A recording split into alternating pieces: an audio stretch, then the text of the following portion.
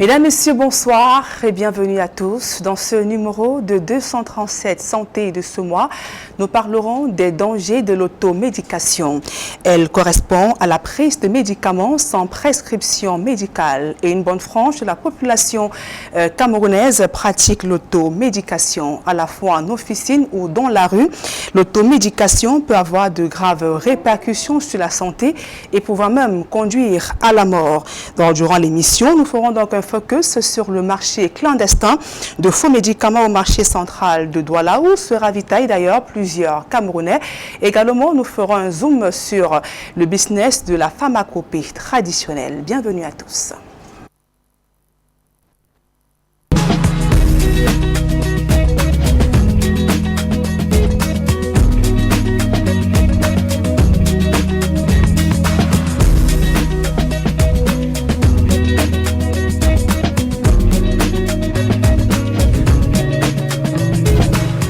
Automédication, quelles conséquences sur la santé? Nous en parlons avec nos invités en plateau. Je commence par vous, professeur Marie-Patrice Allé, interniste, néphrologue, également chef de service de néphrologie de l'hôpital général de Douala. Bonsoir et merci d'être venu ce soir. Bonsoir Nadine, heureuse d'être à nouveau sur ce plateau.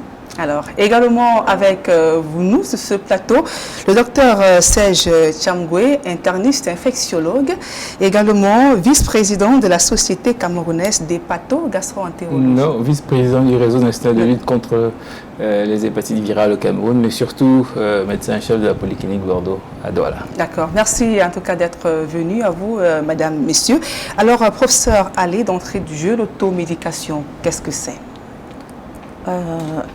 Globalement, l'automédication est définie, c'est lorsque un individu a recours à un médicament de sa propre initiative ou alors celle d'un proche pour soigner une affection ou un symptôme sans avoir recours à un professionnel de santé.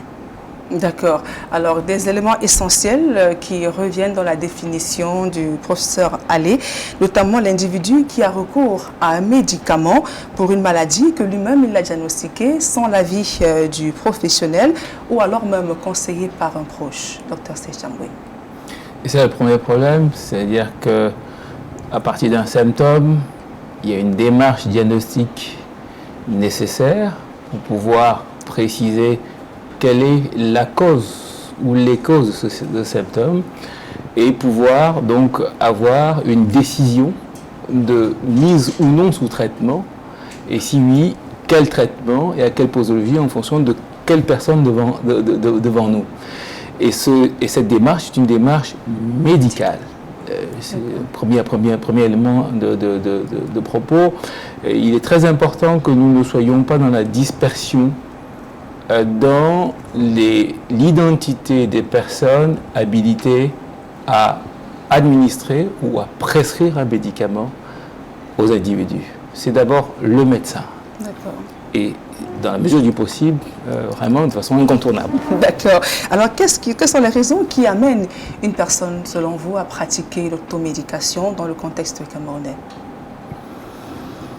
Je ne sais pas, il faut leur demander, je pense que vous verrez ça dans le reportage, mais je pense qu'il y a la facilité d'accès parfois liée au prix, parce que on va considérer qu'on n'a pas assez de moyens et on va aller donc acheter ces médicaments présumés moins chers et dont les conséquences qu'on verra après sont beaucoup plus chères sur la santé.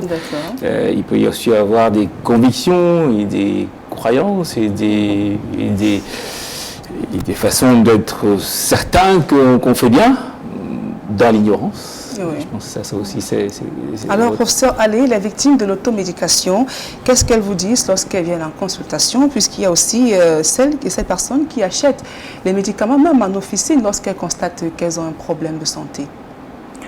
Globalement, chez nous, je pense que le principal problème, ce sont d'abord les considérations socio-culturelles. D'accord. Et là-dedans, je mets la perception de la maladie et aussi le lieu de résidence. C'est très important parce que en fonction de la couverture sanitaire, les gens seront plus tentés de se soigner eux-mêmes s'ils ne sont pas à proximité d'un hôpital ou d'un centre de santé. Et aussi, ça dépend des croyances, comme le docteur Changwe disait tantôt. Pour ceux qui sont maintenant en ville, le problème est différent. On va toujours vous évoquer le problème financier. Ça coûte moins cher. Ça coûte cher d'aller à l'hôpital. Ça coûte cher de consulter un médecin. Si c'est pas cher, ça prend du temps. D'accord. En plus de ça, les gens vont toujours... Vous savez qu'aujourd'hui, les gens ont un peu perdu confiance à la médecine. Pourquoi? Surtout au système de santé.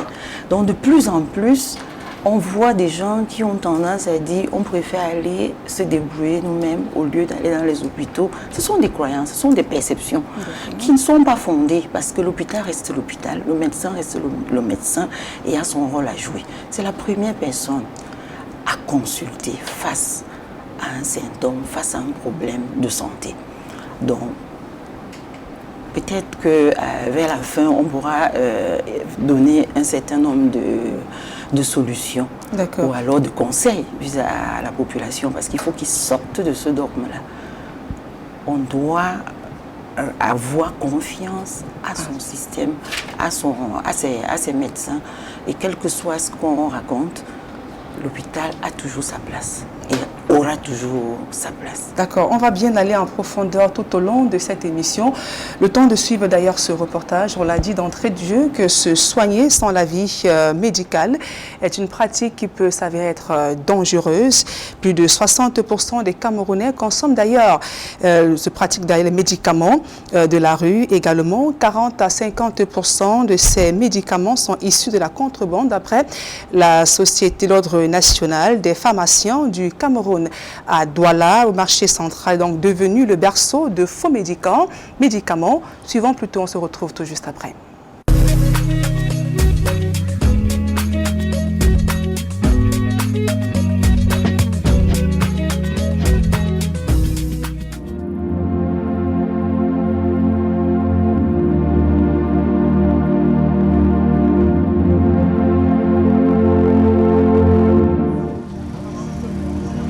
Au cœur du marché central de Douala, lieu dit gazon.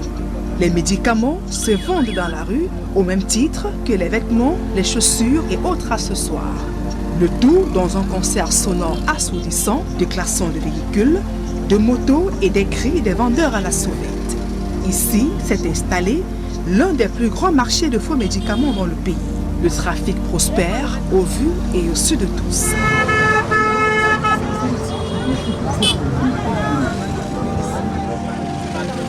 Dans ce marché noir, sous la pluie comme sous le soleil, ces produits sont manipulés en longueur de journée par des mains inexpertes. Face à nos caméras, certains vendeurs se montrent réticents. Patrick, la trentaine, que nous avons rencontré devant son shop, a accepté de s'ouvrir à nous. C'est depuis 10 ans qu'il commercialise ces médicaments interdits à la vente. C'est d'abord un commerce illicite. Nous savons que c'est interdit par le gouvernement, mais nous constatons peut-être que le gouvernement a juste pitié de nous. C'est la raison pour laquelle il nous laisse exercer. Grâce à ça, quand même, on peut essayer de manger, envoyer les enfants à l'école, payer la maison, se défendre bien. On essaie de s'en sortir quand même. Sur les comptoirs de ce marché clandestin, les produits les plus sollicités sont le paracétamol ou encore les anti-inflammatoires. Quelqu'un peut se placer sur la moto et dire donne-moi un anti-inflammatoire, quelqu'un dit donne-moi le para. Donc c'est généralement ce genre de médicaments qui sortent le plus. Selon Patrick, ces médicaments viennent de plusieurs pays comme l'Inde ou le Nigeria.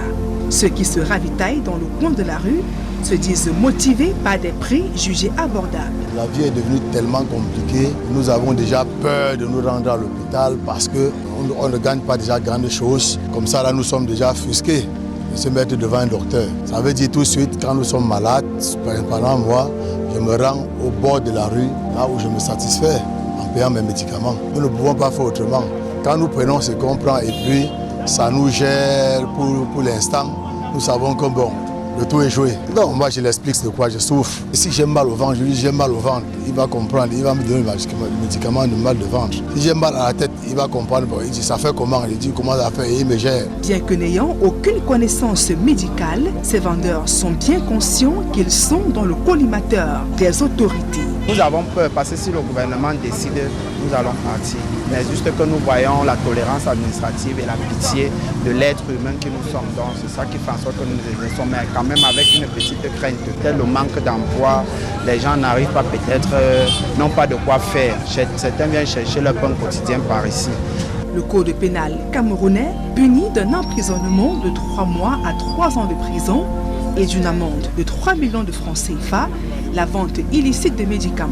Selon l'Ordre national des pharmaciens du Cameroun, 40% des médicaments en circulation dans le pays sont issus de la contrebande, des produits qui échappent au contrôle.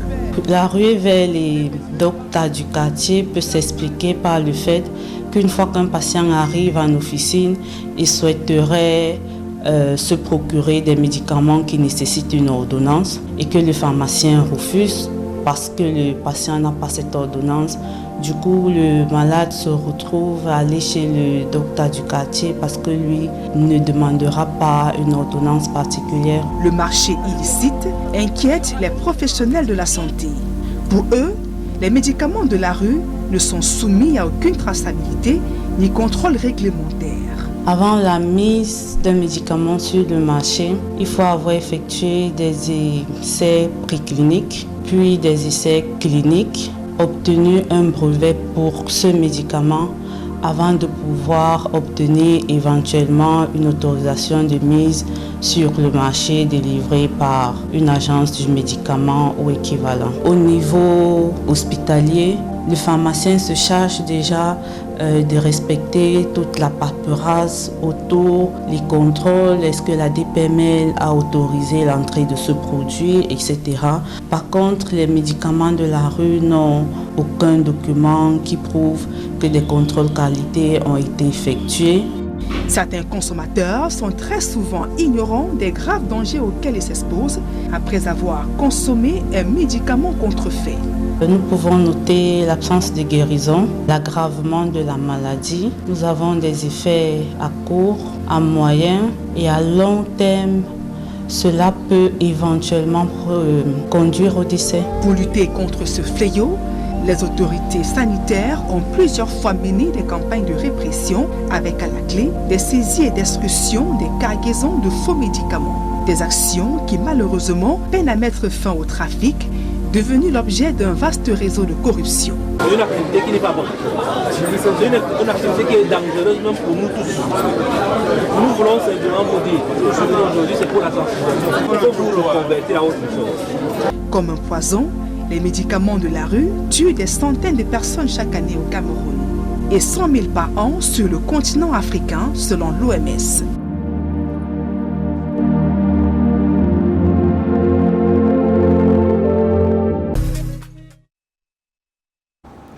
Alors, de retour sur ce plateau de 237 Santé. Alors, docteur Serge Changwe, quel est le sentiment, vous avez tous souri sur ce plateau, quel est le sentiment qui vous anime quand vous voyez ce reportage sur la vente des médicaments dans les pharmacies des rues, un pincement dans le cœur? On est au-delà des émotions. Je pense qu'en tant que clinicien, c'est quand même un cri d'alarme qu'on doit lancer. Pour, d'une manière ou d'une autre, essayer d'avoir une diminution de ces expositions à ces produits dans la rue. On a parlé du paracétamol, on a parlé des anti-inflammatoires, sur les médicaments qui sont couramment prescrits, mais c'est des médicaments qui, d'une part, pour être efficaces, doivent être conservés avec des températures de conservation tout à fait convenables. On doit respecter les éléments de circuit de distribution, et on doit également respecter la posologie nécessaire à tel profil de patient. Il y a des gens chez nous qui l'ignorent, des comorbidités, c'est-à-dire des des altérations des organes qui empêchent qu'ils aient des posologies élevées de certains médicaments. On a également donc des situations dans lesquelles vous allez donc vous exposer à des risques donc de complications liées à ces effets indésirables. On ne peut pas juste parce qu'on a un symptôme courir au poteau pour calmer le symptôme qui cache l'arbre, qui cache la forêt, parce qu'on n'a pas su pourquoi la personne avait un symptôme. Un symptôme, c'est de l'alarme. Un symptôme, c'est l'organisme qui parle. Et c'est l'organisme qui émet des signaux qui doivent être décodés et trouver là où les éventuelles causes en rapport avec ça et prescrire le bon médicament. On ne peut pas non plus, devant un mal de ventre, ça peut être l'estomac, ça peut être l'intestin, ça peut être le pancréas, ça peut être autre chose.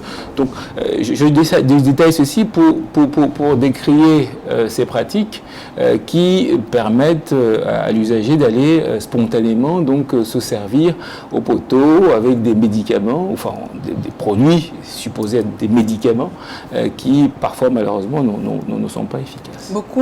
Il y a certains qui ont relevé dans le reportage le manque de moyens financiers. Est-ce que cela est l'un des éléments qui peut justifier la ruée vers ces pharmacies à ciel ouvert? Non, mais attention, le moins cher est cher.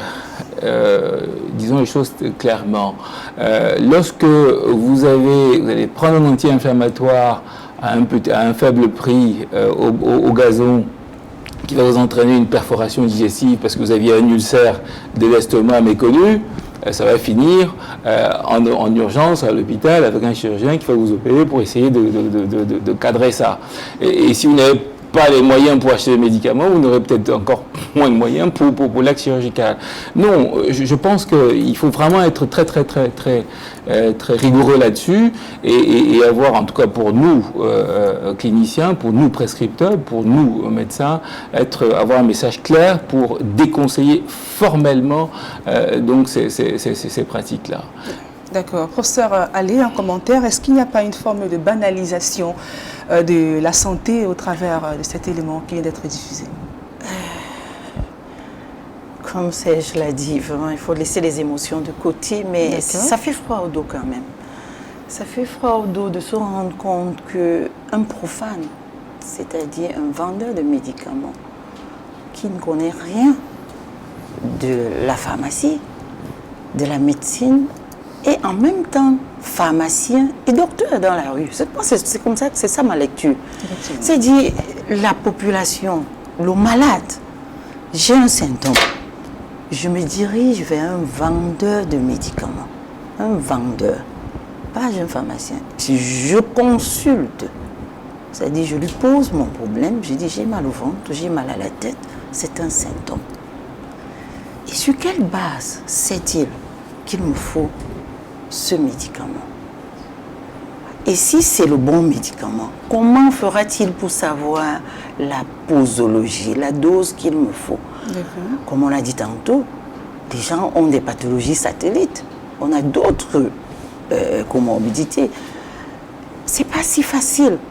Et est-ce que ce n'est que si on appelle ça de l'ignorance, franchement, c'est trop.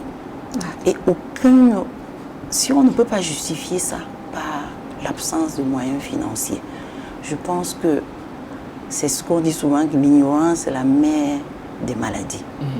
Là, la population s'expose à un danger. Ils ne réalisent même pas le degré. Et qu'est-ce qui pose problème justement dans ces médicaments de la rue? Est-ce parce qu'il est vendu à l'air libre ainsi qu'il est foncièrement faux? Je ne suis même pas encore au niveau de la qualité du médicament. Oui. Je suis au niveau même de celui qui vend le médicament sans ordonnance. À la limite, si on disait dans ce reportage qu'après la consultation chez les médecins, on va au gazon ou au poteau avec son ordonnance acheter le médicament, c'est moins grave. En ce moment-là, on va se questionner la qualité du médicament.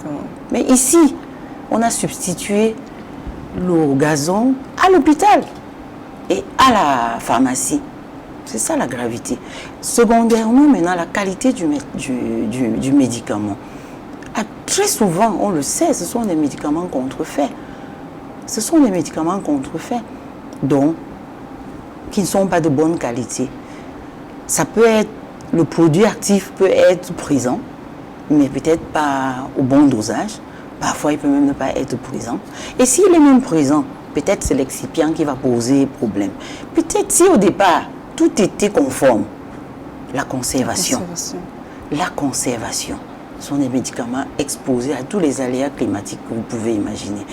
Très souvent, quand vous prenez les médicaments ordinaires, c'est noté garder à l'abri de la chaleur ou alors conserver à une température X. Comment fait-on au marché central pour conserver ces médicaments-là? Donc vous voyez que c'est un danger. C'est un danger public. Et on ne se rend pas compte. D'accord. Oui, docteur Tchamboué. Et en plus, certains contrevenants se livrent au trafic du délai de péremption de ces médicaments, de ces substances que je n'appelle pas médicaments, très clairement, et finalement vont artificiellement exposer des personnes à quelque chose qu'ils croient être bien pour leur santé et qui ne l'est pas. Et ensuite, on va parler des conséquences tout à l'heure, c'est que nous, dans nos pratiques quotidiennes, quasi quotidiennes de cliniciens, on est exposé aux conséquences dramatiques. Il s'agit de maladies et des conséquences potentiellement, voire mortelles. Il s'agit de la mort. Et je pense que si on ne dit pas ça directement, de façon formelle, on va un peu banaliser le propos. Et on ne peut pas justifier que les difficultés économiques qu'on sait et qu'on peut comprendre dans notre contexte, les besoins des uns et des autres de pouvoir avoir des minimums de revenus pour vivre, justifient la mort des concitoyens. Et si nous, médecins, si nous nous taisons, nous sommes complices. Et donc, que nous soyons, quel que soit l'environnement professionnel dans lequel nous exerçons, que ce soit en hôpital public ou en hôpital privé, le message clair est formellement donc de pouvoir sensibiliser la population par rapport à un risque mortel et de pouvoir donc s'en départir pour arrêter l'hécatombe. Cette année, justement, on a eu des cas de décès notifiés après la consommation d'un produit interdit à la vente au Cameroun, Natucol, pour ne pas le citer, vendu dans les pharmacies de rue. Je vous vois sourire, professeur Allais. Donc, après les témoignages des victimes, ce produit aurait même été, entre guillemets, servi par certains médecins, entre guillemets, qui ont été interpellés à la suite. Est-ce là la population n'a pas aussi accès à la bonne information? La question qui veut la prendre ici.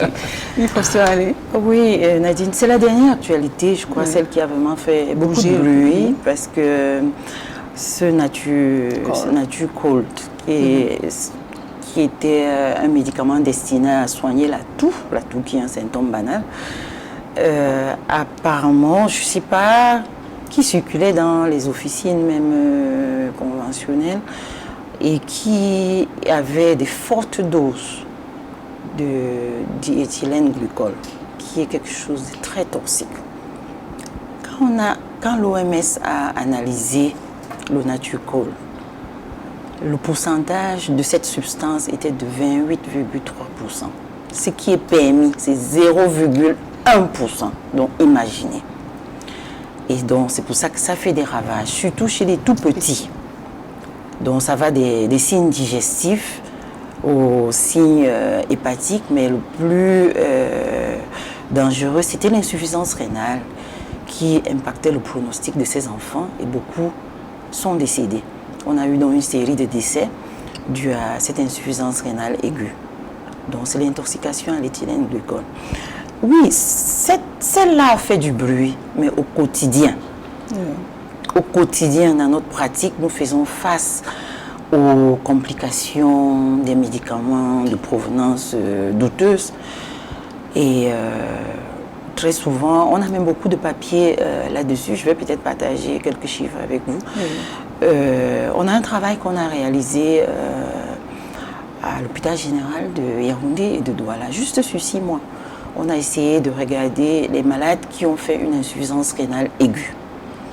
Donc sur 53 malades qui ont fait une insuffisance rénale aiguë sur cette période, 24 étaient dus aux médicaments traditionnels. D'accord, effectivement, vous embrayez justement sur l'autre aspect, oui. Ça, ce n'est pour parler que de ça. 24, donc presque la moitié, on va dire 45%. Et c'était quoi? Les concoctions qu'on prépare, peut-être parce qu'on a un paludisme, on suspecte un paludisme, parce qu'on a de la fièvre, ou alors on a peut-être une petite diarrhée. Donc, c'est les concoctions.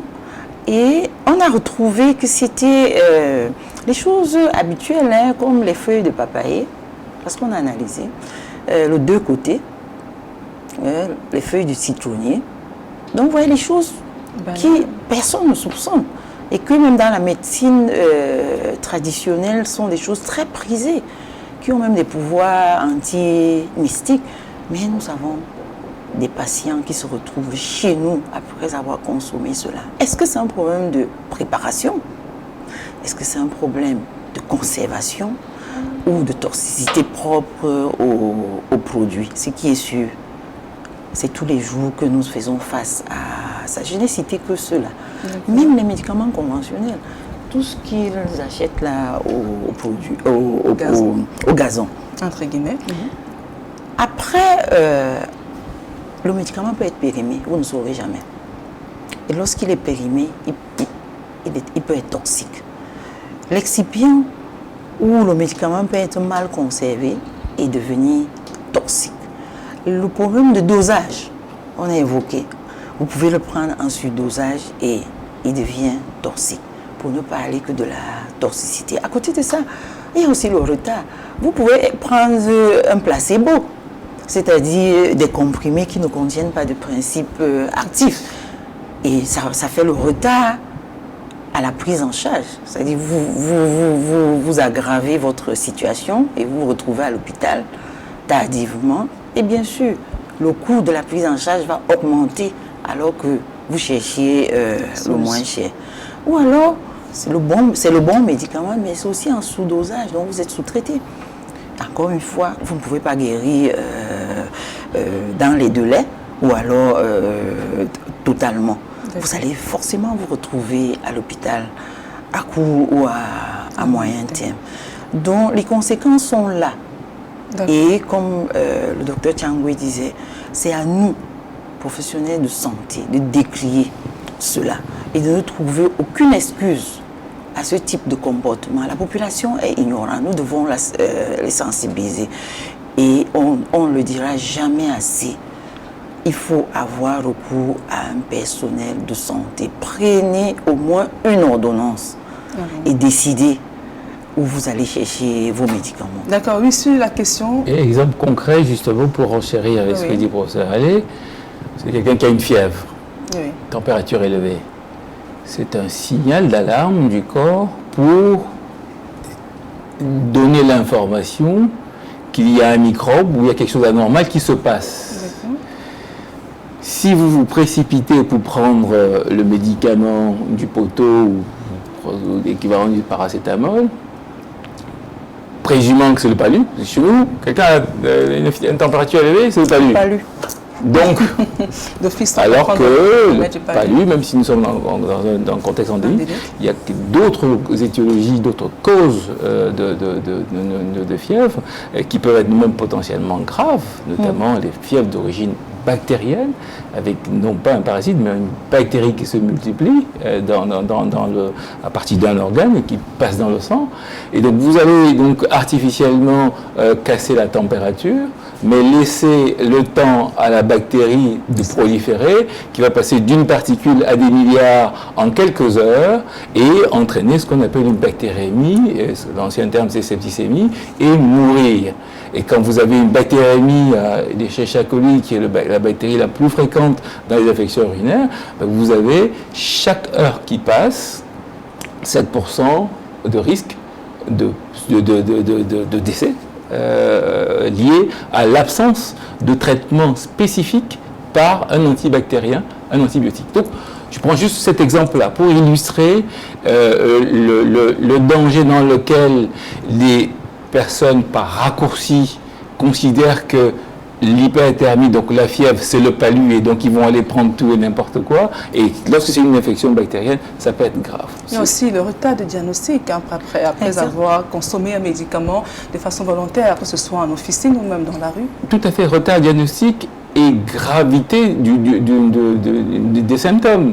Parce que souvent, il arrive même parfois que, le patient a peut-être pris, soi-disant, le médicament qui était efficace, mais comme ce médicament avait un principe actif inefficace, donc la maladie a pris, pendant des heures ou 2-3 jours, une complication, et le patient arrive à un état grave, réanimatoire parfois, et trépasse. D'accord. Tout à l'heure, le professeur Allais a évoqué une autre forme d'automédication, notamment la pharmacopée africaine. Nous sommes justement allés à la rencontre de quelques fabricants de ces produits traditionnels consommés par des Camerounais pour soigner diverses pathologies. Comment sont-ils fabriqués? Quels peuvent être les risques de telle consommation sur la santé? Suivant ce reportage, on se retrouve tout juste après.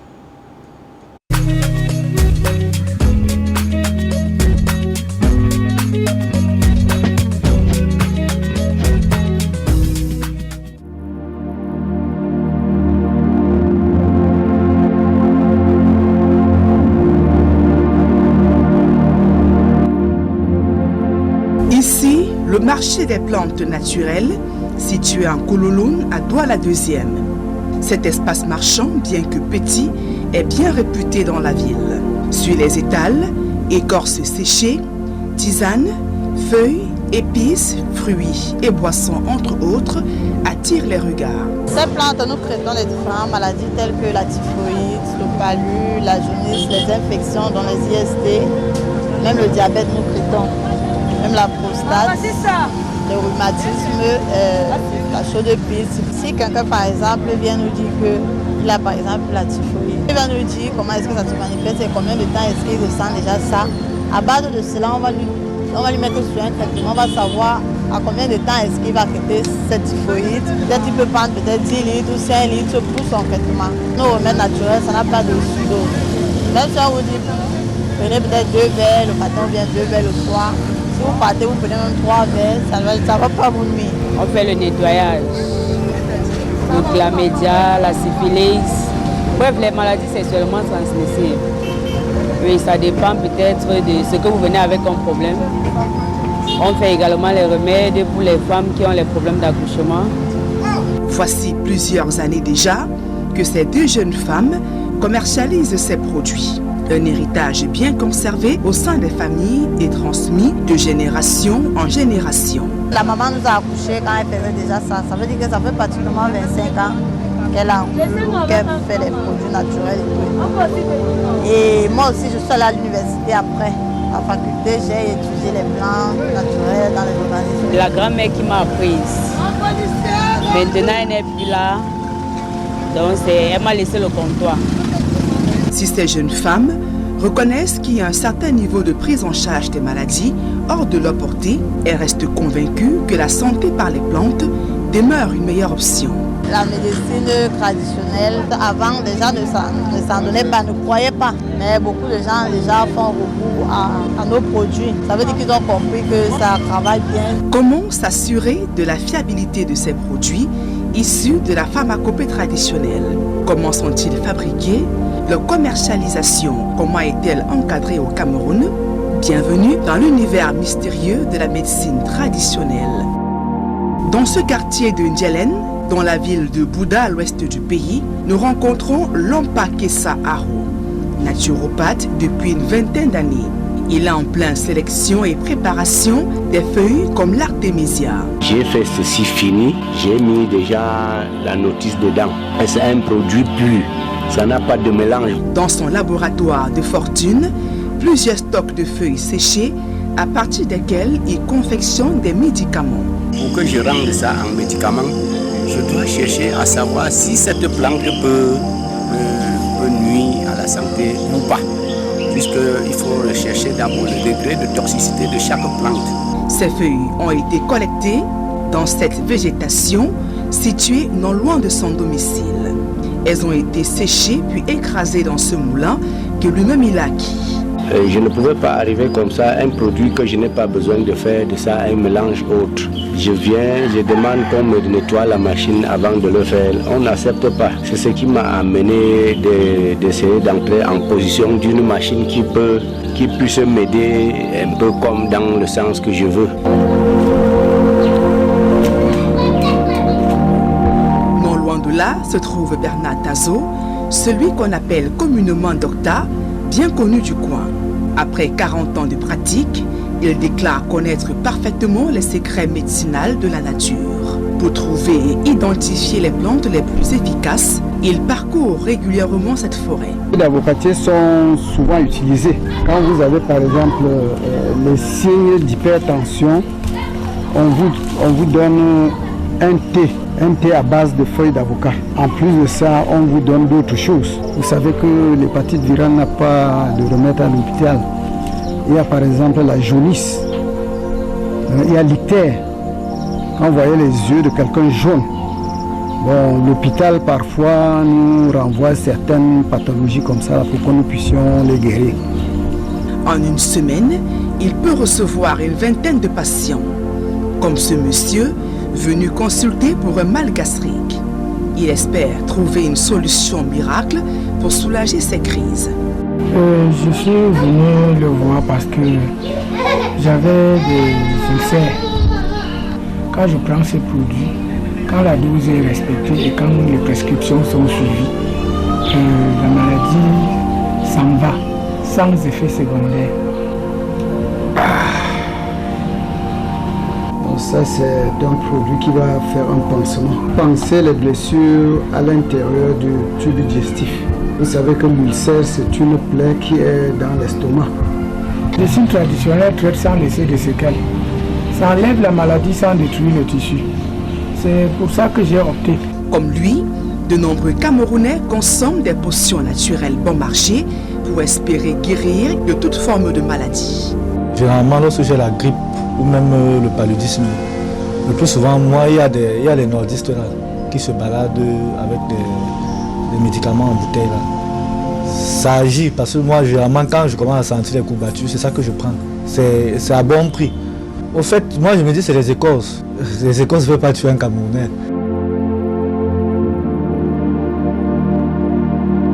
Pour manipuler ces plantes et écorces, ces naturopathes pensent qu'il faut être initié et doté d'une grande spiritualité. Il faut être un initié. Notre africanité a toujours soigné l'esprit. Parce que toute maladie émane d'abord de l'esprit de l'homme. Et ça se manifeste dans le corps qui est matière. Il suffit d'observer le malade durant quelques heures, durant un certain moment. Vous l'observez et à partir de là, vous voyez de quoi est-ce qu'il souffre exactement. Si le Cameroun possède des atouts naturels importants susceptibles de contribuer largement au développement de la pharmacopée locale, le secteur reste miné par de nombreux charlatans et vendeurs d'illusions. Face au fléau, l'Association nationale des tradipraticiens de santé appelle à la mise sur pied d'une loi qui permettra de réguler et d'assainir ce domaine. Pour le moment, nous n'avons pas le grand pouvoir nécessaire parce qu'on attend la loi qui doit protéger ceux qui sont sérieux afin d'éloigner ceux qui sont... Et ceux-là aussi, parfois, sont ceux qui mettent les bâtons dans les roues. Ça veut dire quand on parle de la loi, c'est ceux-là qui bloquent parce qu'ils savent que s'il y a la loi, ils seront gênés. On ne peut pas aussi simplement venir dire que celui-ci ne travaille pas bien. Comme ça, il faut qu'on soit capable même d'aller avec la police ou la gendarmerie vers ceux que nous doutons d'eux, qui cessent de faire cette fonction, je peux dire, leur gagne-pain s'ils ne vous donnent pas le résultat que nous espérons pour le bien-être de notre population. Pour faire évoluer cette médecine traditionnelle et aboutir à la création de véritables cliniques, le docteur Pierre Nomessi, membre du bureau technique de la médecine africaine au Parlement camerounais, souhaite que des études plus approfondies soient menées sur ces produits pour s'assurer qu'ils ne représentent aucun danger. De même qu'il souhaite un meilleur encadrement des pouvoirs publics pour une homologation de ces médicaments. Nous avons signé un partenariat avec l'INPM au ministère de la Recherche scientifique et de l'innovation. Parce que nous souhaitions qu'au niveau du ministère de la Recherche, tous nos produits puissent passer déjà dans des tests de toxicité, les normes, tout ce qui peut être bien pour que nous puissions avoir même des brevets d'invention. Parce que ce n'est que par là que nous pouvons faire un travail sérieux et reconnu au niveau national et même international. Il faut qu'on essaie de créer des industries au pays. Si on ne le fait pas, c'est que notre passage sera inutile. Au-delà du don, des naturopathes avertis insistent sur l'importance de la mise en application des règles de bonne pratique et de référer rapidement aux professionnels de santé en cas de doute. Il faut un examen absolument pour suivre chaque patient. Parce que quand il n'y a pas d'examen, on est égaré. Ce n'est pas parce que c'est un don qui vient des parents qu'il ne faut pas garder ça seulement à la façon dont les ancêtres faisaient. C'est important de comprendre aussi que la famille qui fabrique le biscuit, au début, le premier fabricant faisait entre les pierres. Aujourd'hui, c'est dans des fours. Donc les choses évoluent aussi. Il faut que même en Afrique, nous évoluons de la même façon, même si on fait dans la médecine traditionnelle. Il faut seulement que nos confrères essayent d'entrer dans l'amélioration de leur traitement. Nous ne disons pas que ça ne soigne pas, ça soigne, mais nous sommes dans le désordre. Il y a des médecins qui aujourd'hui ne croient même pas toujours à cette médecine traditionnelle.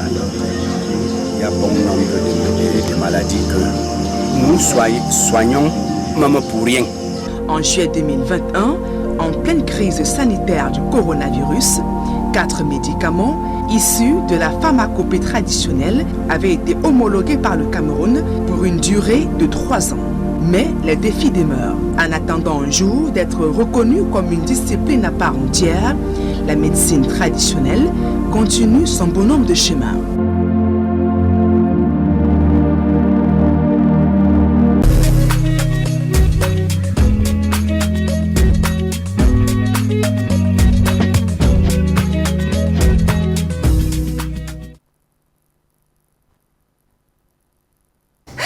Alors, nous amorçons ici la dernière partie de cette émission. Je sais que vous avez beaucoup à dire. Alors, on va aller pas à pas. D'abord, vous, Dr Serge Changui. Alors, quelle appréciation sur l'utilisation de ces plantes pour soigner diverses maladies? Il y en a qui ont évoqué l'infertilité, les maladies sexuellement transmissibles. Je vous ai vu sourire lorsque le naturopathe a dit qu'on ne soigne pas l'hépatite. Oui, enfin, il y a plusieurs choses à dire. Oui. Premier point, il y a des pathologies pour lesquelles la médecine dite occidentale, la médecine conventionnelle, a des réponses définitives en termes de guérison quand elle prend en charge les malades. Aujourd'hui, au Cameroun, l'hépatite C est guérie dans plus de 90% des cas, avec un comprimé par jour pendant 12 semaines, 3 mois de traitement, et qui est bien toléré. Et ça, il faut le dire, est moins cher et quasi gratuit. Aujourd'hui, avec... Aujourd'hui, donc hépatite C, cure, guérit. Hépatite B, on la contrôle. On contrôle avec médicaments qui permettent d'annuler la multiplication du virus, empêchant que ce virus attaque les nouvelles cellules du foie. Et on peut contrôler comme ça pendant des années, voire même des décennies, sans que le foie ne continue à souffrir de l'inflammation chronique liée à la présence du virus d'hépatite B. Ce médicament permet également de réduire la transmission entre la mère et l'enfant de ce virus, qui est la cause des cirrhoses et des hépatocarcinomes des personnes jeunes. Ça, c'est établi à l'international et au Cameroun aussi. Il suffit de se rapprocher de chacune des formations sanitaires agréées, publiques et privées, dans lesquelles on prend en charge ces personnes, et le problème est réglé. D'accord. Deuxième propos, je suis un peu dubitatif, et ce qui est dommage, c'est que des personnes disent des choses avec tellement de conviction que ça donne envie d'aller chercher, de penser que c'est réel. comment imaginez-vous qu'un produit, que ce soit dans la pharmacopée camerounaise, occidentale, asiatique, puisse soigner à la fois la typhoïde, le palu, la prostate, le rhumatisme, le gonocoque, le chlamydia, etc. Est-ce que quand on vous dit ça, ça vous paraît crédible? Réfléchissons un tout petit peu. Ce ne sont pas les mêmes mécanismes de pathologiques, ce ne sont pas les mêmes processus, ce ne sont pas les mêmes microbes, ce ne sont pas les mêmes... Ça n'a rien à voir. Donc, mensonge. Troisième propos, je pense qu'il ne faut pas jeter le bébé avec l'eau du bain. Nous sommes dans un contexte dans lequel nos ancêtres ont soigné, les générations antérieures ont soigné, et moi-même très personnellement, j'ai une expérience personnelle, familiale, dans les collines de Gopi, à Babouentou, à côté de Bafan, avec mon grand-père maternel, qui était un tradit praticien bien connu de la place et de la région, mais qui était spécialisé dans la gestion du traitement de l'infertilité féminine, primaire ou secondaire, et qui avait une démarche diagnostique et des approches par les plantes. Moi, je l'ai accompagné, j'avais 11 ans, j'allais accompagner, cueillir ces plantes-là, et des mamans venaient dans notre grande constitution maternelle, passer des semaines, voire des mois, et avec des résultats, puisque la maman tombait enceinte.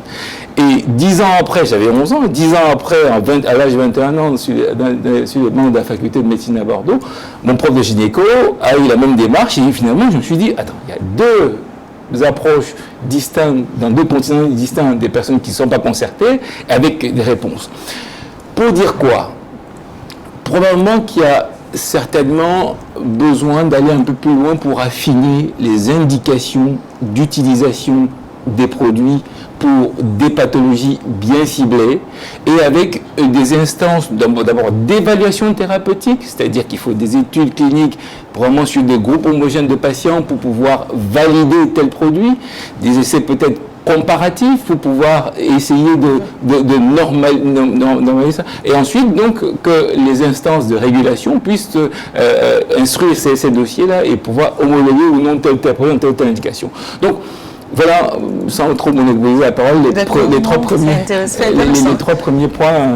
Mais il fallait encore revenir, le sujet il est assez vaste, oui, professeur Ali, on comprend bien au travers des propos du docteur Serge Chamboué que la médecine traditionnelle n'est pas foncièrement mauvaise. Alors qu'est-ce qui fait problème? Oui, il a raison, la médecine traditionnelle, on ne peut pas cracher là-dessus, elle a ses vertus. Elle a ses vertus. Le problème chez nous, je pense que c'est un secteur qui n'est pas régularisé. C'est le contrôle. Et pour des raisons socio-économiques, aujourd'hui, il y a beaucoup de charlatans dans ce secteur-là. Et aujourd'hui, peut-être certains qui, au départ, étaient spécialisés dans un certain nombre de pathologies, vont élargir leur champ d'action, peut-être pour le même produit.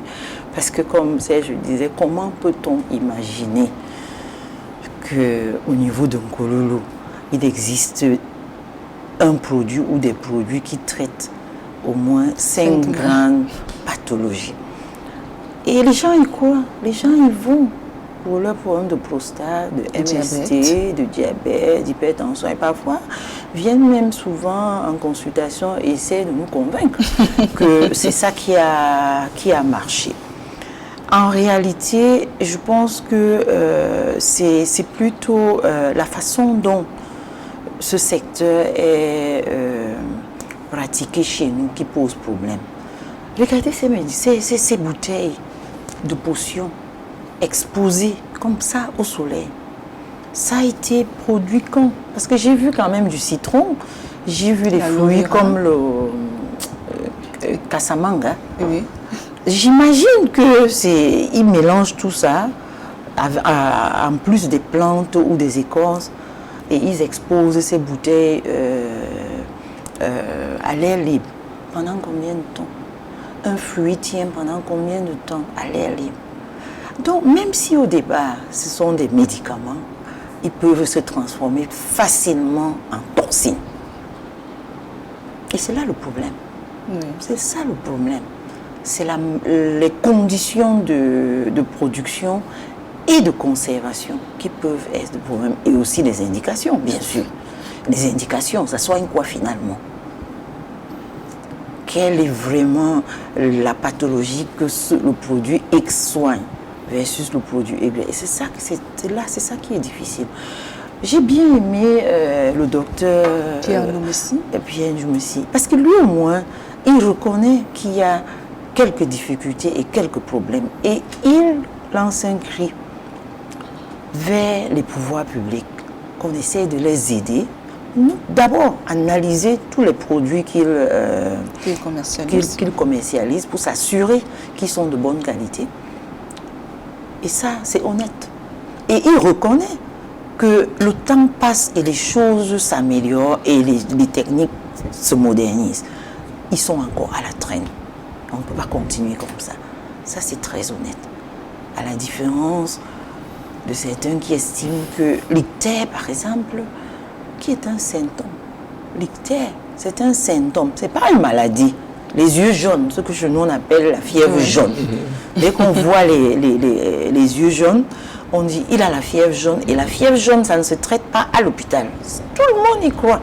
Tout de suite, il faut aller vers le praticien. Non, les yeux jaunes, c'est l'ictère, c'est un symptôme. Et c'est un boulevard. Ça peut être dû à beaucoup de maladies. Donc, il faut d'abord faire le diagnostic, même si la fièvre jaune, c'est la pathologie qui a le plus traumatisé les gens dans le temps et peut-être qui était très mortelle. Il y a d'autres. Et vraiment, je ne vais pas entrer dans les détails. Toutes les hépatites peuvent faire l'ictère. Tout ce qui concerne les voies biliaires, dont vous appelez ça quoi? Oui, on va dire les voies biliaires peuvent faire l'ictère. Rien que même l'anémie. Vous pouvez casser vos globules rouges et avoir un ictère. Et j'en passe. Donc, on nous saurait dire, il y a un médicament qui soigne l'ictère. Non. Non. Ça n'existe pas. Tout à fait. Et ce sont ces slogans-là de telle maladie, tel produit, ceci soigne ceci, etc. Et dit avec beaucoup de conviction et avec beaucoup de détermination qui emballent la population. Et avec un élément, quatrième point quand même qui est très important, c'est la part du gain et de l'argent. On n'a pas parlé depuis le propos. Nos praticiens ancestraux n'avaient pas une considération business de multiplication industrielle des ventes par unité de temps pour se faire de l'argent. Et ça, c'est une première déviation. Et deuxièmement, il ou elle se contentait de la pathologie pour laquelle ils avaient une autorité et qu'ils maîtrisaient bien. Et lorsque vous aviez une pathologie qui n'était pas de son ressort, la même personne t'envoyait voir celui qui est le plus approprié pour ça. Ça, c'est des choses que moi j'ai vécu, que j'ai vu il y a 11 ans. Ce qu'on voit aujourd'hui, c'est aussi, on appelle ça médecine traditionnelle, mais à l'heure d'une mondialisation et d'une modernisation aux vertus dont la motivation est souvent quand même pécuniaire et financière. Je pense qu'il y a un bon travail de sensibilisation, comme vous l'avez dit, auprès de la population. Éduquer davantage la population sur les risques de ces produits qu'on consomme à tort et à travers. Professeur. Oui, il le faut. Il le faut et c'est pour ça que ce type de plateau est important et on espère que ça va continuer. Il faut que la population comprenne. Et je vais prêter les mots du docteur Sèche que le moins cher coûte cher. Au quotidien, le moins cher coûte cher. Tout tourne autour de la raison financière. À côté on va laisser un peu de côté les considérations culturelles ou les croyances. Mais ça tourne autour de la raison financière. Au point où même ceux qui ont, entre guillemets, un peu de moyens, se cache aussi derrière cela pour adopter ce type de comportement. Donc il faut que la population comprenne que lorsqu'on a un symptôme, c'est, comment on dit, c'est une alerte, c'est un début de quelque chose. Et le médecin, c'est celui qui a eu la formation pour pouvoir dire ce symptôme associé à ceci correspond à telle maladie, c'est-à-dire le diagnostic. Et ce n'est que lorsqu'on a le diagnostic qu'on pense aux médicaments. Oui. Sans le diagnostic, on ne sait pas ce qu'on soigne. Donc vous prenez les médicaments, vous soignez un symptôme et non la maladie. Et si vous prenez en plus des médicaments à des personnes qui ne sont pas habilitées, vous aggravez votre situation. Il vaut encore mieux aller chez un pharmacien agréé. Il dit, moi j'ai mal à la tête, au moins vous êtes sûr que si vous donne du paracétamol, c'est du paracétamol et la dose qu'il va vous donner, ça correspond à quelque chose. Oui. Mais ce n'est pas le cas. On a dit 52% ici au Cameroun. C'est d'abord vers le médicament du poteau. Ça veut dire que la moitié des patients s'exposent à un danger. Oui. Et après, ils vont dire, au quotidien, nous les recevons à l'hôpital. Vous ne parlez que de l'hôpital général, qui est l'hôpital de référence. Et nous avons la réputation d'être un hôpital qui coûte extrêmement cher. Et moi, je dis toujours aux malades, ça coûte cher parce que la maladie est grave. Vous arrivez chez nous en 3e, voire 4e station. Pourtant, les hôpitaux ne coûtent pas cher. Si au moment où vous développez le premier symptôme, je vais dire une fièvre, allez voir le premier médecin. Je pense que il y a des consultations de 5 000 francs. Dans les hôpitaux publics, c'est rien du tout. Allez voir le médecin. Perdez ce temps-là. Parce qu'après, on va vous trouver aussi la raison le temps. Mais je dis, on vous appelle patient. Patient, ça veut dire faut avoir effectivement ce temps-là. Voyez un médecin, sortez avec une ordonnance et croyez au médecin. Contrairement à tout ce qu'on raconte là. Croyez au médecin, sortez avec une ordonnance, dirigez-vous vers l'officine. Là, on peut encore vous traiter en externe. Quand vous avez ces comportements anormaux, vous ne vous soignez pas normalement, vous perdez du temps. Parfois, vous endormez un peu la maladie, vous pensez que vous allez mieux au bout de 2 semaines, je veux dire au bout de 2-3 jours. Et à la fin de la première semaine, les choses ressurgissent et plus grave. En ce moment-là, c'est l'hôpital et c'est l'hospitalisation. Ça va coûter cher. D'accord. Et le docteur Pierre Nomestil a même reconnu que lui, en consultant, avant de donner un médicament, lui prend d'abord l'ordonnance. Il faut l'ordonnance. C'est le préalable, c'est la condition. Sans ordonnance délivrée par un médecin, que la population sache que le comportement est faux. C'est important.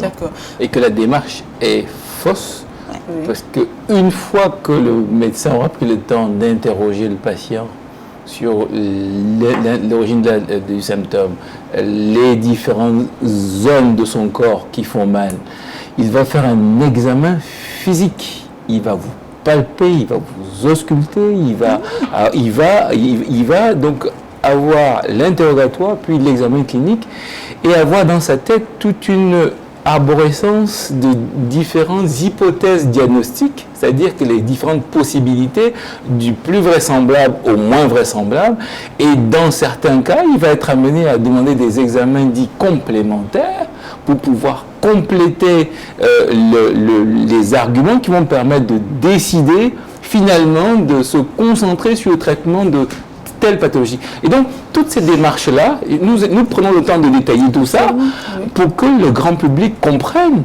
que symptômes poteau, ça n'a pas de sens. Ça n'a pas de sens.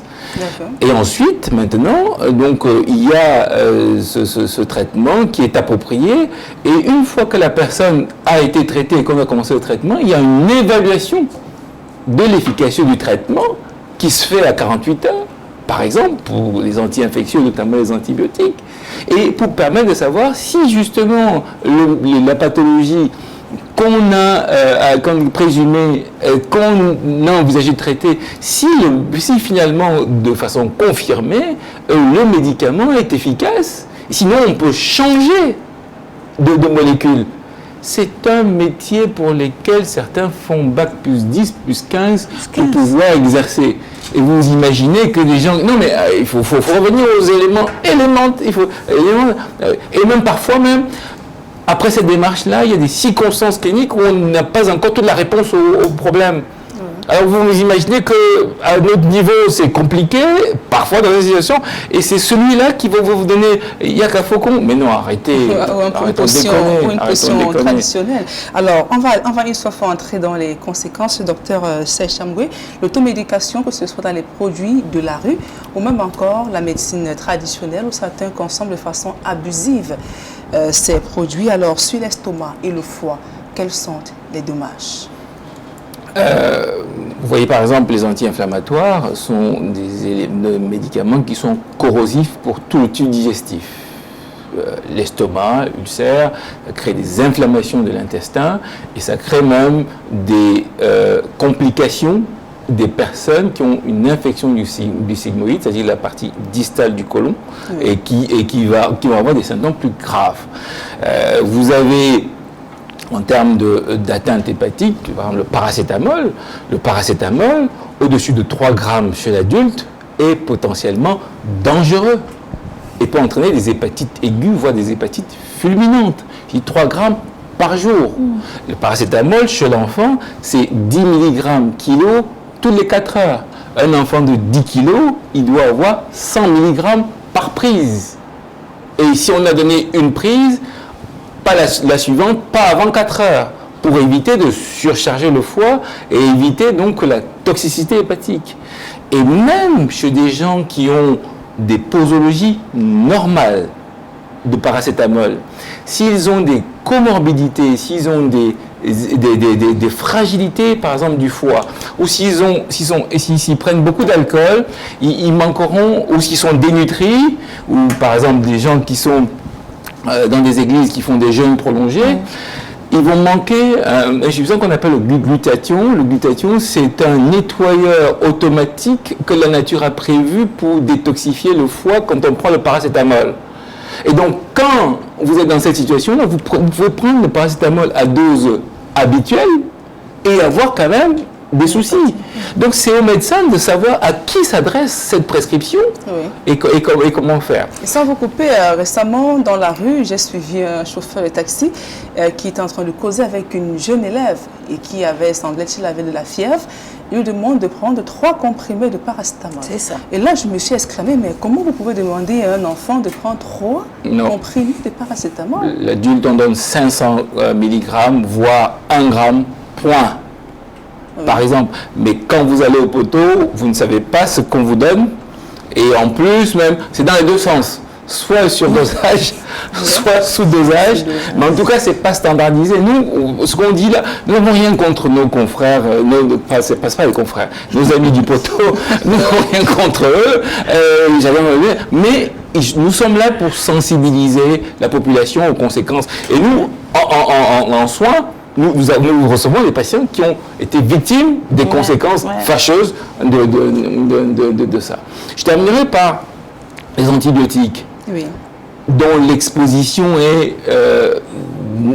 vraiment titanesque et qui va créer, pas à l'échelle de l'individu qui l'a pris, la survenue de résistance bactérienne, faisant en sorte que le même individu, 3 mois après, s'il a une infection cette fois-ci qui nécessite des antibiotiques, le fait d'avoir consommé maladroitement les antibiotiques 3 mois avant fera en sorte que seront prédictifs d'un échec du bon antibiotique qu'on prescrira 3 mois après. Il peut en mourir.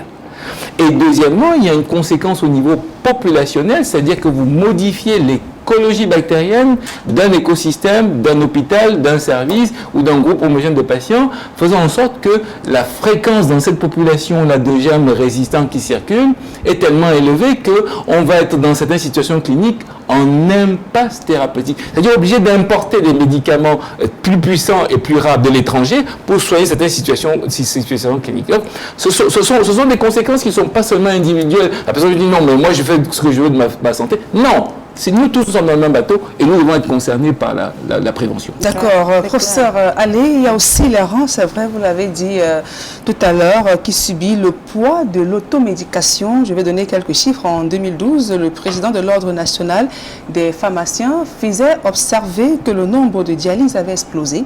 Oui. Et l'une des causes, les faux médicaments consommés dans l'enfance qui ont eu de graves répercussions, notamment à l'âge adulte, ou encore ces médicaments issus de la pharmacopée traditionnelle. Je vais peut-être nuancer ces propos. Oui. Certes, le nombre de patients en dialyse augmente chez nous de façon exponentielle tous les jours. Oui.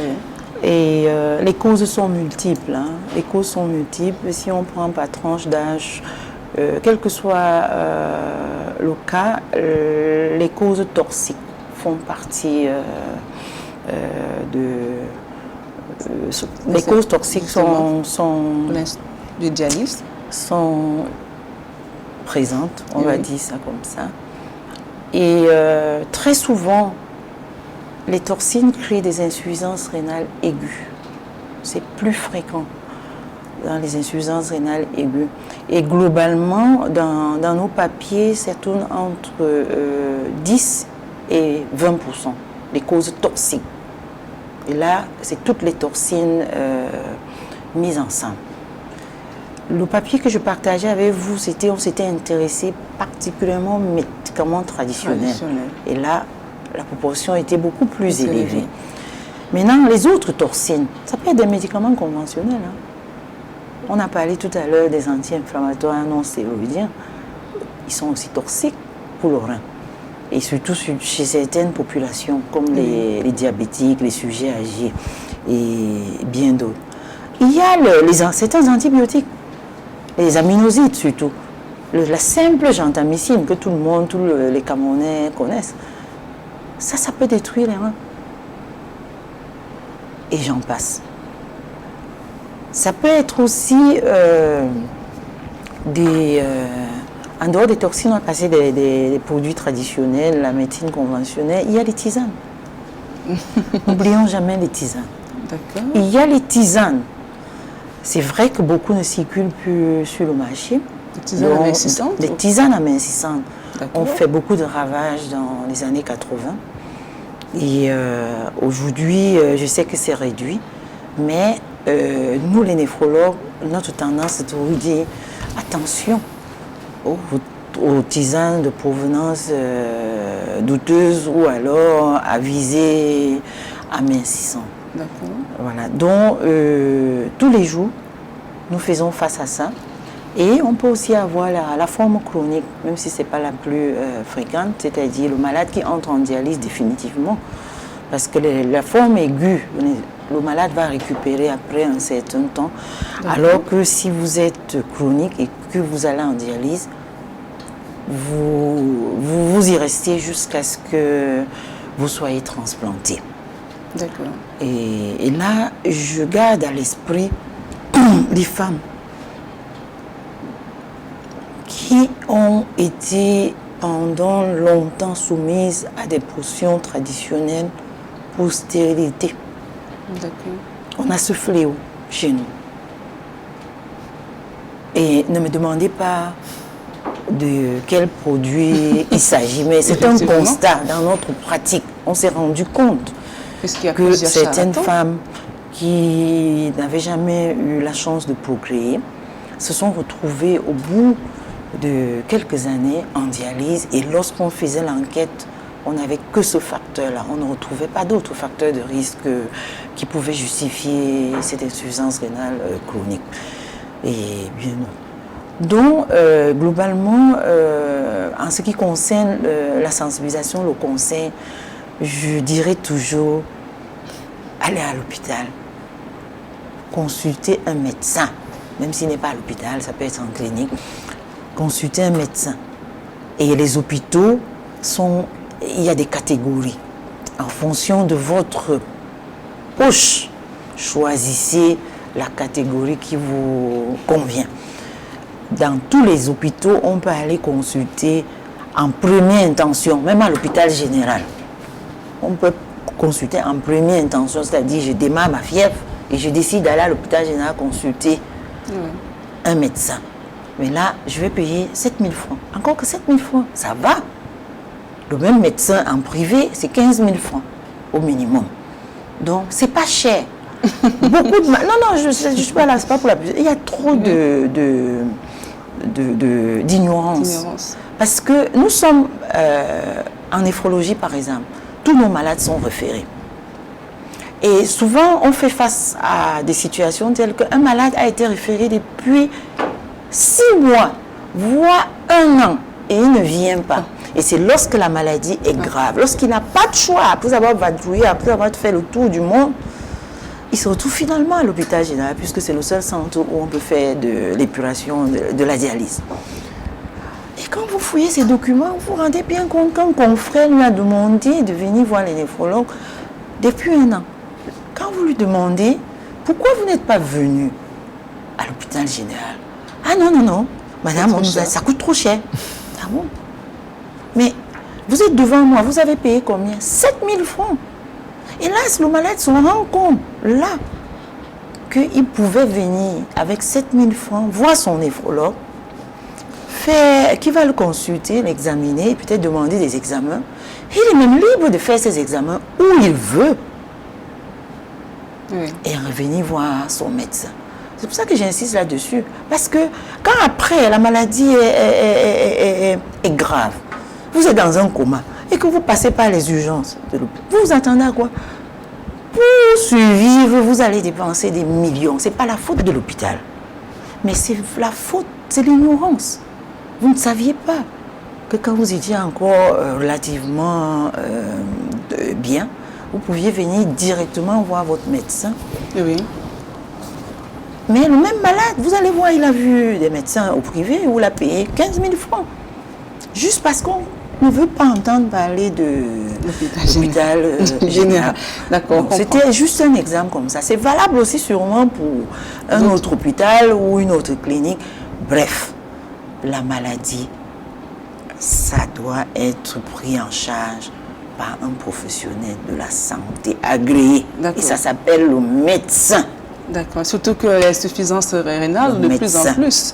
C'est pas l'infini. Ça aussi, c'est une autre problématique. Oui, professeur, parce que... Pas l'infini. Oui, c'est un acte médical. Et l'obstacle du prix, j'enfonce le clou du propos très explicite du professeur, pour dire que même dans le privé, il y a des formations sanitaires privées dans lesquelles la consultation coûte même moins de 15 000 francs.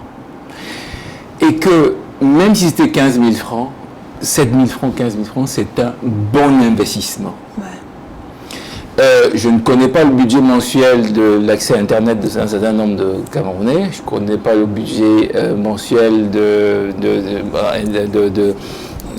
produits de maquillants. Puisqu'on sait qu'il y a des Camerounais qui gagnent moins de 50 000. Mais ce que nous essayons de dire, c'est qu'il vaut mieux faire cet effort-là, même avec la solidarité familiale, et que cette porte d'entrée soit médicale, que le problème soit bien diagnostiqué et que les orientations s'avèrent de façon cumulée dans le recul coût efficace. C'est-à-dire que finalement la prise en charge globale coûte moins cher que gazon, hasard et retard diagnostique qui va forcément, quand le malade est grave, on va venir le jeter à l'hôpital.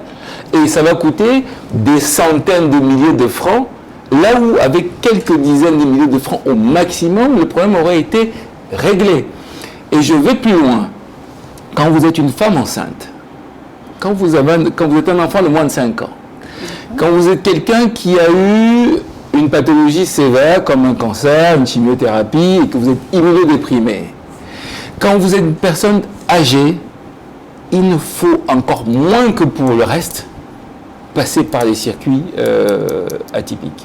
Oui. C'est le médecin et la démarche derrière. Et pour enfoncer le clou sur les 4 produits que nous disons, et je pense que le professeur Allais partagera mon avis, il y a le paracétamol, les anti-inflammatoires non stéroïdiens, les antibiotiques, notamment la gentamicine, le professeur Allais a parlé de la toxicité rénale, mais il y a aussi une toxicité cochléaire, c'est-à-dire que les oreilles, et c'est irréversible. Vous devenez sourd parce que vous avez pris des gentas que vous balancez partout là, d'accord ? Et la ciprofloxacine pour les graines émergentes de résistance. Et je terminerai par le gazon. Voilà. C'est important de le relever. Il faut que les choses très claires. Puisqu'on constate qu'il y a beaucoup de jeunes qui souffrent de ces problèmes d'insuffisance rénale. Oui, de plus en plus. Et d'ailleurs même, dans le papier qui portait sur l'insuffisance rénale aiguë due aux médicaments traditionnels, on s'était bien rendu compte que c'était plus les jeunes qui étaient affectés comparé aux vieux et aux adultes. Et ça s'explique, hein, ça s'explique. Bon, il y a la raison économique, c'est eux qui seront plus... on va plus... ils n'ont pas de revenus, donc ce sera plus facile d'aller vers ce type de médecine. De deux, c'est les enfants. Et c'est les moments, l'enfant ne peut pas dire non. Effectivement. Aux parents qui lui disent boire telle potion. Et puis, les enfants vont être plus à risque parce qu'ils ont aussi des organes qui n'ont pas atteint la maturation, le foie et le rein. Donc du coup, ils seront plus affectés que les jeunes. Maintenant, globalement, la plupart des jeunes qui sont affectés, c'est pas toujours pour des raisons toxiques, hein. Aujourd'hui, on a les maladies rénales intrinsèques, dont les glomérulonéphrites, qui sont aussi négligées chez nous, au même titre que l'ictère.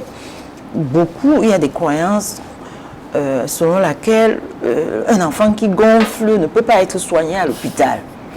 Or, c'est un des premiers signes, dont les œdèmes chez un enfant. C'est un signe parlant de la maladie rénale et surtout de l'atteinte glomérulaire. Et qui est très souvent chez le jeune enfant, c'est une pathologie qu'on peut maîtriser facilement. Mais on commence toujours chez le tradit praticien parce qu'on a cette croyance-là que ça ne peut pas se soigner à l'hôpital. Et on perd le temps à l'enfant et il se retrouve chez nous quand peut-être il a déjà les stigmates d'une insuffisance rénale. Pourtant, au début, il n'a rien. Ou alors, c'est l'enfant, parce que c'est des maladies très souvent qui nécessitent une prise en charge au long cours. Les parents viennent quand la maladie est très bruyante. On initie un traitement, on suit bien l'enfant, mais à un moment donné, ils sont épuisés, échappent à la surveillance, comme on disait tantôt. Et très souvent, les œdèmes disparaissent, on pense que le malade est guéri. Nous le recevons 5 ans plus tard, parce qu'il a une hypertension artérielle et il a développé entre-temps une insuffisance rénale chronique et il va se retrouver en dialyse. Donc ça tourne toujours autour de l'ignorance, autour du fait qu'on ne fait pas aussi des diagnostics précoces. Et quand les diagnostics sont faits, on ne suit pas la bonne voie, ou on ne reste pas chez le médecin qu'il faut pour qu'on évite la destruction rénale chez cet enfant. D'accord. Alors on constate que beaucoup de gens ont parfois peur d'aller à l'hôpital. Ils préfèrent beaucoup plus aller prendre les médicaments en pharmacie. Mais docteur Tchambou, est-ce qu'il y a une classe de médicaments qu'on peut prendre sans l'avis de médecin? Je travaillerai mon propos en vous disant oui, parce que le message principal est que de cet échange est qu'il faille passer par la case médicale le plus que possible. Si le médecin n'est pas accessible, si on est en campagne, si on n'a pas de possibilité, etc., prendre 500 mg ou 1 g de paracétamol sans avis médical, le temps de pouvoir consulter, le temps de pouvoir avoir recours, c'est pas très grave, comprenez? Donc, mais dans la mesure du possible, nous sommes en train d'insister sur le réflexe à avoir. Parce que nous constatons que les réflexes croissants vont dans le sens du réflexe pour le gazon, réflexe pour, dans l'ignorance, la conviction qu'en chantant l'échelon médical, on va avoir la solution à son problème. Et c'est ça qu'il faut vraiment travailler. Les médicaments se prescrivent sur une ordonnance après une démarche diagnostique effectuée par un médecin qualifié et qui va prescrire et qui va évaluer l'efficacité de ce médicament également. D'accord. Et la responsabilité, professeur Allé, du pharmacien est également fortement interpellée à ce niveau. Oui, c'est important, puisque quand le malade vient avec en pharmacie demander un produit, parfois sans ordonnance. Je pense, oui et non. D'accord. Un pharmacien agréé et qui connaît l'éthique de sa profession, sait où se trouvent ses limites. D'accord. Il peut donner des conseils, comme le docteur Django disait. Oui, quelqu'un qui vient et lui dit j'ai mal à la tête, j'ai de la fièvre, il peut lui conseiller du paracétamol et dire allez à l'hôpital pour le bon diagnostic, juste le temps de vous soulager. Et les pharmaciens savent exactement ce qu'il faut donner face aux symptômes, mais ils ne peuvent pas se substituer en médecin. Oui. C'est pour ça que je dis ça dépend. Et il faut juste que chacun reste dans son rôle et que chacun sache où commence son rôle et où est-ce que ça se termine. Oui. Maintenant, il faut que ce soit le pharmacien. Maintenant, en pratique chez nous, le pharmacien est souvent derrière. Et on s'adresse à la vendeuse. Si c'est une auxiliaire vraiment de pharmacie, elle sait aussi comment se comporter. En principe, elle doit aller voir le pharmacien pour les conseils. Mais est-ce que c'est le cas? C'est peut-être à ce niveau-là qu'on interpelle leur responsabilité. D'accord. C'est-à-dire, attention, les gens ont tendance à venir réclamer, venir demander, venir vous demander de vous substituer au médecin. D'accord. Sachez ce qu'il faut faire, tel qu'on vous a, selon l'éthique de la profession. D'accord. Oui, docteur Serge Tchamboué. Alors, comment faire justement pour endiguer ce phénomène, d'après vous, en tant que médecin? Pensez-vous que le système de santé il est suffisamment outillé et organisé pour lutter contre ce fléau, que ce soit les médicaments de la rue ou même traditionnels? Système de santé, moi je pense que le système de santé camerounais a des instruments pour pouvoir lutter contre ces fléaux. On sait par exemple qu'il y a des brigades de la délégation régionale de la santé qui se déploient sur le terrain pour pouvoir vérifier l'authenticité et la crédibilité et la qualité des médicaments qui sont dans des pharmacies officinales. Voilà, on a des brigades qui agissent aussi pour lutter dans la mesure du possible sur le circuit des médicaments venant certains pays voisins et avec des circuits un peu compliqués. Et bien évidemment, peut-être qu'il y a besoin d'aller encore plus loin, mais ça, il faudrait s'adresser aux responsables de la tutelle qui vous éclaireront un peu mieux que moi. Mais je pense vraiment que l'échelon essentiel, la cible, c'est le consommateur. Parce que c'est son réflexe à aller acheter qui entretient un circuit de commercialisation et qui fait en sorte que les approvisionnements par des circuits licites prolifèrent. Si les patients majoritairement ne recourent plus, ou du moins c'est ce qu'on espère, à cette voie, mais évidemment les choses vont en grande partie, à mon avis, diminuer en volume d'exposition à ces produits-là.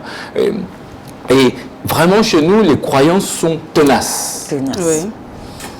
Quand les gens sont convaincus, en consultation, vous n'y pouvez rien. Et devant l'évidence, ils n'y croient pas. Ils ne croient pas. Et deuxièmement, souvent, le malade qui voudrait un peu savoir, il suffit qu'un ayant droit ou un proche lui dit « va là-bas ou fais ceci » et il va bêtement parce que tel a dit. Non, réfléchissons un peu. Et si nous prenons le temps de réfléchir, si nous prenons le temps de questionner le sens de mon symptôme, de faire la démarche officielle, normale, réglementaire de consultation d'un médecin et d'avoir confiance en ce médecin sur le parcours de soins qu'il va vous proposer, on n'aura pas autant de problèmes. Je ne suis pas sûr que dans tous les pays africains, on ait les mêmes ou rien, etc. Donc je pense qu'il y a une responsabilité citoyenne. Ouais. Et qui fait en sorte que nous, médecins, avec ce que nous voyons dans la pratique clinique aujourd'hui, nous sommes amenés à participer activement à ces sensibilisations. Donc il y a même plusieurs vendeurs qui ont refusé de parler à nos caméras, qui ont reconnu que c'est une activité qui n'est pas du tout vraiment légale. Ils ont reconnu également celui qui a fait savoir qu'ils sont convaincus dans le collimateur l'autorité administrative, dont ils sont bien convaincus qu'ils sont dans une activité qui est illégale. Professeur Allé, alors, d'après vous, les responsabilités sont donc bien partagées pour pouvoir éradiquer ce fléau? Oui, elles sont partagées. Et oui, s'ils sont conscients qu'ils sont dans une activité illégale, je ne pense pas qu'ils sont conscients des conséquences de cette activité-là. C'est la santé. Parce qu'on n'en parle pas assez. Ils sont loin de s'imaginer. Et même la population qui se prête à ce jeu n'imagine pas. Parce que, comme on le disait, ce que nous vivons à l'hôpital, c'est très difficile. Vous avez beau expliquer à quelqu'un que c'est cette attitude-là, c'est ce comportement-là qui a été responsable de ces problèmes. Croyez-moi, je ne pense pas que 20% vous croient. Les gens ont des croyances. Les gens croient. Oui. Quand il parlait tout à l'heure, j'ai eu à l'esprit une patiente que j'ai vue hier.